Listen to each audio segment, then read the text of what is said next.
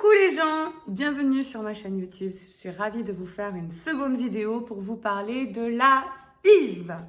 La FIV, c'est une fécondation in vitro. Pour ce faire, il faut être en PMA, avoir fait ses examens et que la gynécologue et le laboratoire vous aient donné le feu vert. Si on vous a donné le feu vert, vous avez une réunion obligatoire et à l'issue, vous avez un délai de réflexion de 1 mois. C'est normal, il faut prendre le temps de comprendre les choses, de savoir comment ça se passe. Et dans tous les cas, on vous explique tout le fonctionnement pendant cette réunion. D'ailleurs, c'est hyper intéressant. Et c'est pas pour rien qu'elle est obligatoire. C'est important de savoir dans quoi on se lance. Comme tout, je vais vous faire du coup un petit résumé. Comme tous les cycles de stimulation ou de PMA, tout démarre au premier jour des règles. Donc, si vous avez vos règles, naturellement, on attend qu'elles arrivent. Si vous n'en avez pas, un peu comme moi, je suis SOPK et je n'ai pas de règles, vous prenez des cachets pour déclencher votre cycle. Et vous avez un protocole qu'on vous a donné, donc le biologiste ou le gynécologue, en fonction de là où vous êtes. Et quand on vous donne ce protocole, il y a tout d'inscrit. C'est-à-dire qu'au premier jour des règles, en principe, vous devez téléphoner à votre centre de gynécologie pour expliquer que tel jour à telle heure ça commence, etc. Et sur votre ordonnance, donc sur votre protocole, il y a tout d'inscrit. Tel jour, donc à J5, J4, en fonction de vos résultats et de vous, on vous dit ce qu'il faut faire. Donc, souvent, c'est des piqûres, il y a des cachets à prendre, mais c'est surtout au bout de certains jours, d'un certain nombre de jours, il faut que vous vous rendiez chez le gynécologue ou dans un centre de contrôle échographique, plus faire une prise de sang. En gros, tous les 2 jours, à partir de 5, 6, 7 jours, hein, ça dépend, mais tous les 2 jours, vous allez vous rendre dans un centre de contrôle échographique interne, donc dans la foufoune, pour contrôler l'évolution de votre ovulation. En gros, vous avez des follicules. Les ovules se trouvent dans des follicules. Bon, en gros, c'est des maisons d'ovules. Ils grossissent, ils grossissent, ils grossissent. Et il ne faut pas qu'ils grossissent trop vite. Il faut qu'ils soient progressifs. Il ne faut pas qu'il y en ait trop. Donc ça, c'est hyper contrôlé et c'est très, très important de tout respecter. Vous allez vous rendre dans des centres, faire le contrôle et à l'issue ou avant, faire une prise de sang. Et les 2 choses mises en parallèle, les résultats seront vus par le médecin. Et le médecin vous tiendra informé de savoir si on se revoit dans 2 jours ou si vous augmentez vos piqûres, etc., etc. Vous allez au fur et à mesure avoir des nouvelles. Donc ça, c'est la première des choses. On va dire que ça se passe relativement normalement et qu'au bout de 13-14 jours, vous avez un nombre suffisant de follicules de bonne qualité. On va être dans le côté le plus optimiste possible. On va vous dire, bon, on va déclencher l'ovulation. Quand on déclenche l'ovulation, c'est très régulièrement par une grosse piqûre qui s'appelle ovitrelle, mais ça peut être d'autres façons. Il y a d'autres piqûres. Il y a aussi des cachets, ou alors si on voit que l'ovulation est en train de se faire. Mais il y a aussi un pchit par le nez qui existe pour déclencher l'ovulation. Ça, c'est rigolo, je l'ai déjà fait une fois, mais bon, ça fonctionne donc à partir de là. Et 36 heures après ce déclenchement, il faut se trouver à la clinique ou à l'hôpital. Pour la ponction, ça peut faire peur, c'est normal. Ça peut faire mal, c'est normal aussi. Mais ça peut ne pas être douloureux pour beaucoup de personnes. Pour ma part, je la fais sous anesthésie générale, alors qu'il y a des femmes qui le font sous, on appelle ça du méopas, un gaz hilarant, ou un endormissement partiel. Enfin, bref, peu importe. Il faut se préparer à la douleur, mais c'est possible que vous n'ayez aucune douleur, donc pas de gros flips non plus. De toute façon, c'est un moment, on va dire, plus ou moins difficile à passer au niveau des douleurs, au niveau de l'appréhension, mais ce n'est qu'un moment. Voilà, on en reparlera plus tard, mais même au niveau de l'accouchement, ce n'est qu'un moment. Voilà, c'est pas une douleur sur de la durée, sur de la longue durée. Votre ponction, c'est... On passe un petit tuyau par la foufoune, l'utérus, et hop, on va jusqu'aux ovaires. Faut ponctionner.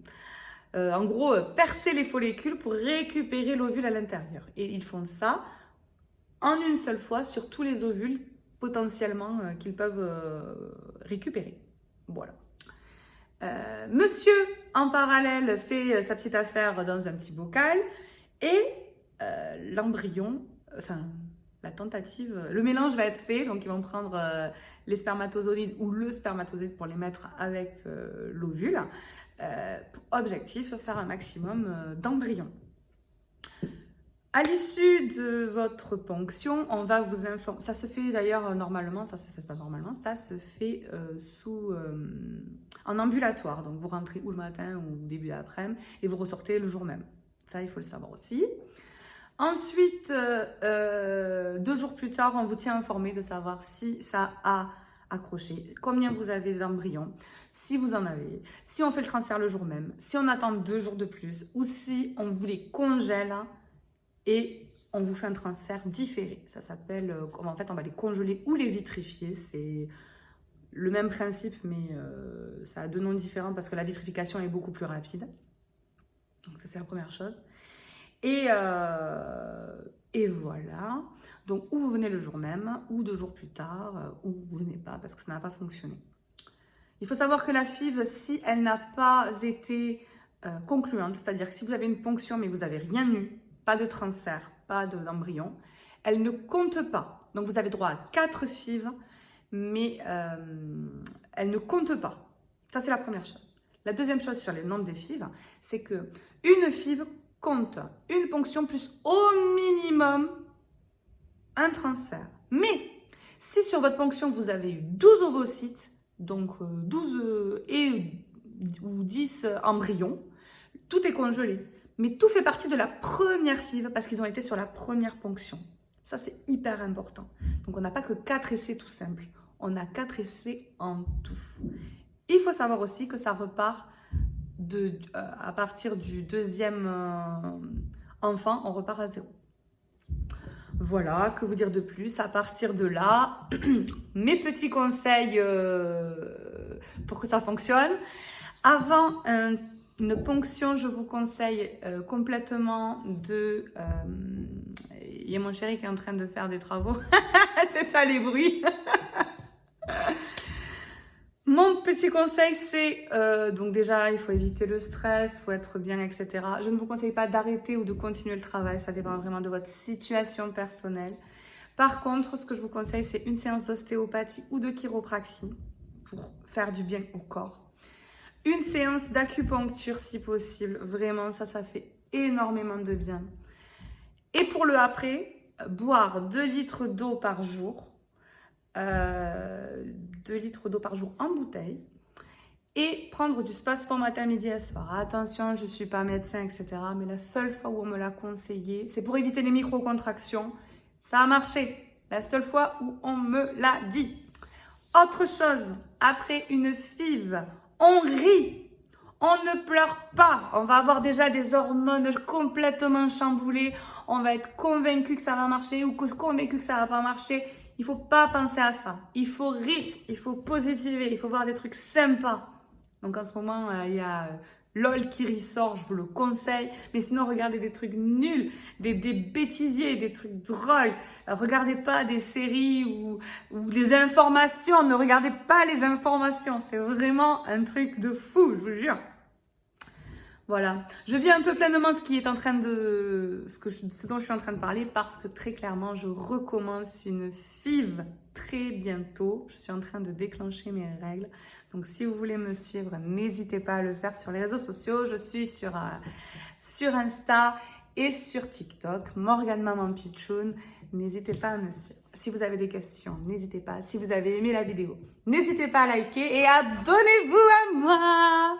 Bonne journée les gens.